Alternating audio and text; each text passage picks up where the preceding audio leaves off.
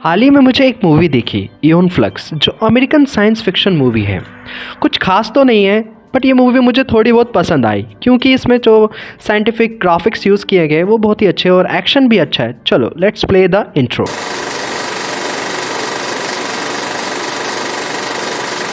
ये movie start होती है 2415 से। हमें ये पता चलता है कि 400 साल पहले एक वायरस आता है जिसने अर्थ में 99% पॉपुलेशंस को ख़त्म कर दिया। फिर हमें देखते हैं साइंटिस्ट ट्रेवर्स नाम के, जिन्होंने एंटीडोट बना के दुनिया को बचाया। लेकिन उस एंटीडोट के कुछ साइड इफ़ेक्ट थे जिससे कि पिछले 400 साल से कोई बच्चा पैदा नहीं हुआ, यानी कि अनफर्टिलिटी रेट बढ़ गई, जिसके कारण ये साइंटिस्ट बहुत चिंतित होने लग गया और इसने इस पे खोज करने लगा, बट ये अनसक्सेसफुल रहा। अब धरती की आबादी सिर्फ 50 लाख रह गई है, तो ये साइंटिस्ट लोगों को बचाने के लिए एक शहर का निर्माण करते हैं जिसका नाम है ब्रिंगना।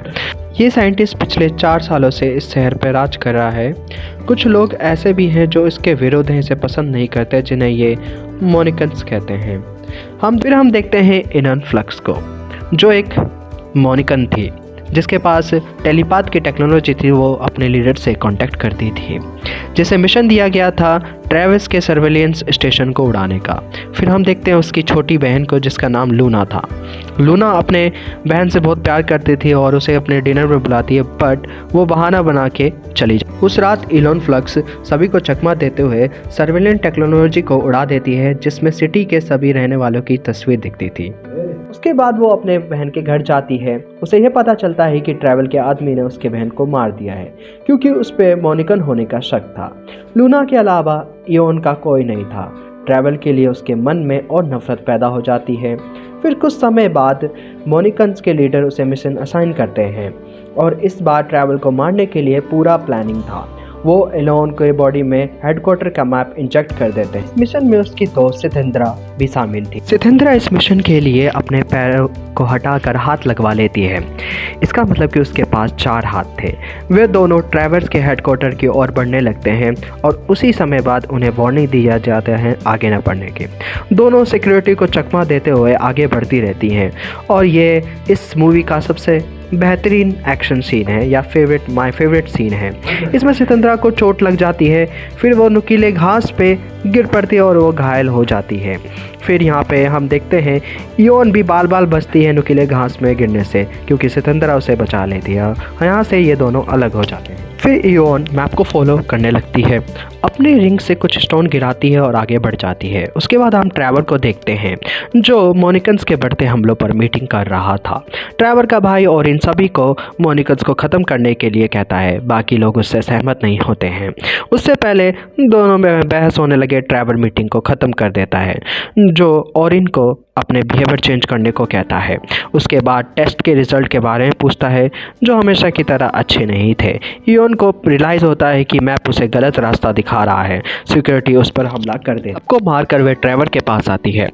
वो उसे शूट करने वाली थी, लेकिन उसे फ्लैशबैक आते हैं। वह उसे शूट नहीं करती है, लेकिन उसके लोग उसे जेल में डाल देते हैं। ट्रैवर उसके सामने आता है, उसे कैथरीन के नाम से बुलाता है, जैसे कि वह पहले से उसे जानता है। इयोन के पीने के लिए पानी दिया जाता है। उस समय उसे मेडिसिन मिलाई गई थी, लेकिन वह उसके पास एक सैंपल रख लेती है। जो स्टोन उसने रास्ते में फेंके थे वो उसे बुलाती है और उसे वह इकट्ठा होकर बम के रूप में ब्लास्ट हो जाते हैं। इयोन वहाँ से भाग जाती है। उसके बाद वह एक आदमी के पास आती है जो उसकी बहन का बॉयफ्रेंड हुआ करता था, लेकिन वह ट्रैवल के लिए काम करता है। इयोन उसे धोखेबाज कहती है, लेकिन वह समझाता है कि ट्रैवल की तरह वह भी इसका इलाज ढूंढ रहा है, क्योंकि इस सिटी के सभी लोग बीमार हैं और उन्हें इसके बारे में नहीं पता। इसके बाद हमें पता चलता है कि ट्रैवल के भाई ओरिन ने ही इयोन को मारने के लिए अपॉइंट किया है, क्योंकि ओरिन नहीं चाहता था कि ट्रैवल इनफर्टिलिटी का इलाज ढूंढ ले। जब वह इयोन का चेहरा देखता है तो ट्रैवल के साथ साथ इयोन को मारने का भी ऑर्डर देता है, क्योंकि इयोन ट्रैवल की वाइफ हुआ करती थी जो 400 साल पहले मारी गई थी। जो दवाई ट्रैवल ने इयोन के पानी में मिलाया था वह उसे पी लेती है। उसके अंदर ट्रैवल का सीक्रेट मैसेज था जो उसे उसके पास बुलाता है, और उसके पास आते ही उसकी यादें आने लगती हैं, बट वो धुंधली यादें थी। इयोन ट्रैवल को मार कर वहाँ से भाग जाती है। इयोन रिंग उठाने जा रही है, तभी उसे एक सीक्रेट बेसमेंट मिलता है। इसके अंदर एक लाइब्रेरी थी। इयोन को एक बेल्ट मिलती है जो लैब में टेलीपोर्ट हो जाती है। यहाँ पर किसी तरह का एक्सपेरिमेंट हो रहा होता है। लैब के अंदर खुद की फ़ोटो मिलती है, उसे देखकर वह काफ़ी हैरान होती है, लेकिन जैसे ही वह लाइब्रेरी में तब्दील हो जाती है, ट्रैवल की असिस्टेंट उस पर हमला कर देती है। उन दोनों के बीच फ़ाइट हो जाती है और इससे पहले उसे मार देती तो इयोन वहाँ से भाग जाती है। इसके बाद देखते हैं कि हम ट्रैवल तो अभी भी ज़िंदा है, अपने लोगों से इयोन को ज़िंदा पकड़ने को कहता है।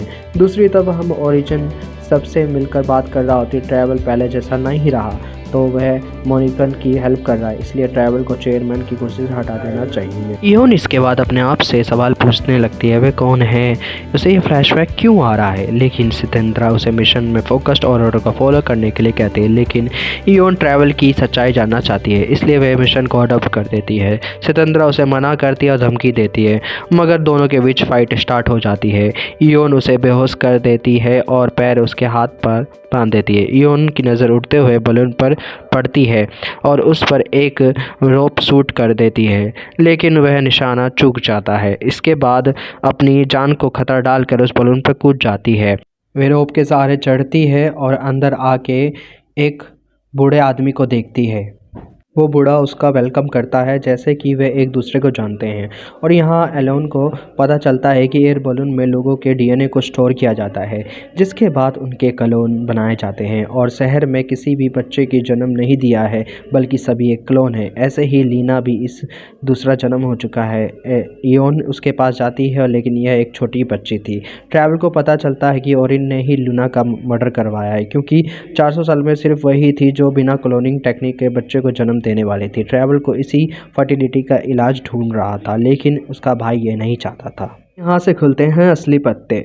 उसे क्लोनिंग टेक्निक में अमर रहना था, इसलिए उसने उसने ट्रैवल के ऊपर हमला करवा दिया। उसे गोली लग जाती है, वह गोली से घायल हो जाता है। इयोन उसको गोली निकालती है, बैंडेज करती है, लेकिन ट्रैवल को लूना का प्रेगनेंसी रिपोर्ट लेना था, क्योंकि वो एक्सपेरिमेंट करना चाहता था। अब जब लैब उड़ जाता है, ट्रैवल के भाई सब कुछ डिस्ट्रॉय कर देता है, डॉक्यूमेंट्स वगैरह।